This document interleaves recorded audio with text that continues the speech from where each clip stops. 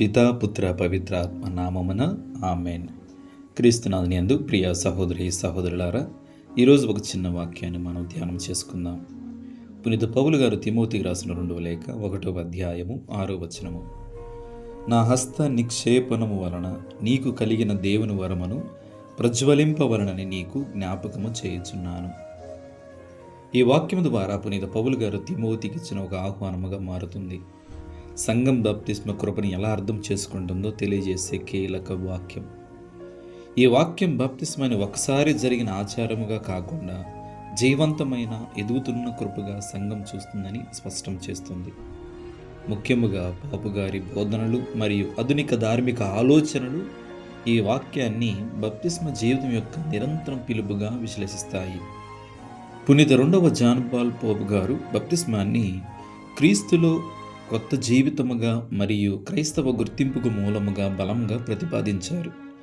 ఆయన బోధన ప్రకారము బాప్తిస్మం ద్వారా మనం క్రీస్తు మరణ పునరుత్థానంలో భాగస్వాములమవుతాము. అందువల్ల ఈ వాక్యం మనకు ఈ కొత్త జీవితం అలసిపోకుండా ఉండాలని పిలుపు. బాప్తిస్మ కృప నిర్లక్ష్యం చేయబడితే అది నిశ్చలముగా మారుతుంది, కానీ ప్రార్థన, త్యాగం, సేవ ద్వారా అది పరిపక్వతకు చేరుతుంది. జాన్ పాల్ పోప్ గారి దృష్టిలో వరాన్ని మేలుకొలబడము, ప్రజ్వలింప చేయడం అంటే పరిశుద్ధతకు పిలుపును ప్రతిరోజు అంగీకరించడం. 16వ బెనడిక్ట్ పోపు గారు బాప్తిస్మాని లోతైన అస్తిత్వ మార్పుగా వివరించారు, ఆంటోలాజికల్ చేంజ్. ఆయన ప్రకారము బాప్తిస్మము మన బాహ్య ప్రవర్తనను మాత్రమే కాదు, మన ఉండుటని మార్చుతుంది. ఈ వాక్యంలోని దేవుని వరం అంటే మనలో నాటబడిన ఒక కొత్త అస్తిత్వం. అయితే ఈ కృప యాత్రికముగా పనిచేయదు, అది మన స్వేచ్ఛ సహకారాన్ని కోరుకుంటుంది. వరాన్ని మేల్కొలపడం అంటే మన స్వేచ్ఛను దేవుని కృపతో సహకరించేలా చేయడం. ఇది ప్రార్థన, విశ్వాస పోరాటం మరియు దివ్య సంస్కారంలో చురుకైన భాగస్వామ్యంతో మాత్రమే సాధ్యమవుతుంది. మనందరికీ తెలిసిన విధముగా పోప్ ఫ్రాన్సిస్ గారు బాప్తిస్మాని ప్రధానంగా మిషనరీ దృష్టితో అర్థం చేసుకుంటారు. ఆయన తరచుగా చెప్పేది బాప్తిజం పొందిన ప్రతి ఒక్కరూ మిషనరీ శిష్యులే. ఈ వాక్యంలోని ఆహ్వానం ఈ సందర్భంలో సంఘాన్ని నిద్రలేపి పిలుపుగా మారుతుంది. వరాన్ని మేల్కొలపడం అంటే సౌకర్యంలో ఉండే క్రైస్తవ జీవితాన్ని విడిచిపెట్టి బాధపడే వారి మధ్యకు వెళ్ళి కరుణతో క్రీస్తును ప్రకటించటం. పోపు గారి దృష్టిలో బాప్తిస్మం కృప వెలుపులకు వెళ్ళే కృప. అది ఎప్పుడు ఇతరుల కోసం ప్రవహించాలి. ఆధునిక ధార్మిక ఆలోచనతో ఒక ముఖ్యమైన అంశము సాక్రమెంటల్ మెమొరీ. అంటే బాప్తిస్మం ఒక గత సంఘటనగా నిలిచిపోకుండా మన జీవితం అంతటా జ్ఞాపకముగా పనిచేయాలి. ఈ వాక్యములో ఈ భావనకు బైబిల్ ఆధారం ఇస్తుంది. మనం ప్రార్థనలో నిలిచినప్పుడు, పాపముతో పోరాడినప్పుడు, క్షమలో ఎదిగినప్పుడు బాప్తిస్మ కృప మళ్ళీ మేల్కొంటుంది. ఈ విధముగా బాప్తిస్మం ఒక నిరంతరము ప్రక్రియగా మారుతుంది.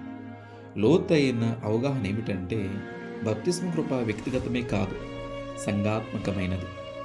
పౌలు తిమోతికి రాసిన మాటలు అతని వ్యక్తిగత విశ్వాసాన్ని మాత్రమే కాకుండా అతడు సేవ చేసే సంఘాన్ని భవిష్యత్తుని కూడా సూచిస్తాయి.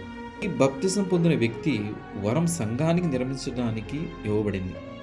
అందుకే వరాన్ని మేల్కొలపడం అనేది సంఘం బాధ్యత కూడా. సంఘం బాప్తిస్మ కృపను జీవముతో నిలబెట్టినప్పుడే అది ప్రపంచానికి సజీవ సాక్ష్యముగా మారుతుంది. ఈ దృష్టిలో చూస్తే ఈ వాక్యం బాప్తిస్మం ద్వారా మనకు లభించిన కృపను నిశ్చలముగా ఉంచకూడదని స్పష్టంగా చెబుతుంది. ఇది భయానికి కాదు, ధైర్యానికి, నిశ్చలతగా కాదు, మిషన్కు, వ్యక్తిగత రక్షణకే కాదు, సంఘ నిర్మాణానికి పిలుపు.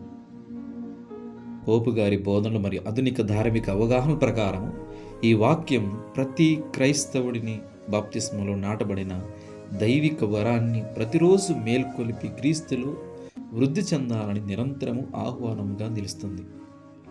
మనకు తీసుకున్నటువంటి యొక్క దివ్య సంస్కారాన్ని మనం ఎల్లప్పుడూ కూడా దేవుని యొక్క శక్తితో నిరంతరము వృద్ధి చెందే విధముగా మనం జీవించాలి. అది ప్రార్థన జీవితం ద్వారా మనము ఇతరులకు చూపించే మార్గం ద్వారా మనలో వృద్ధి చెందుతూ ఉంటుంది. దేవుని వరాన్ని నిలుపుకుందాం, దేవుని యొక్క సాక్షిగా నిలుద్దాం. దేవుడు మిమ్మల్ని అందరినీ దీవించి కాచి కాపాడును గాక. ఆమేన్.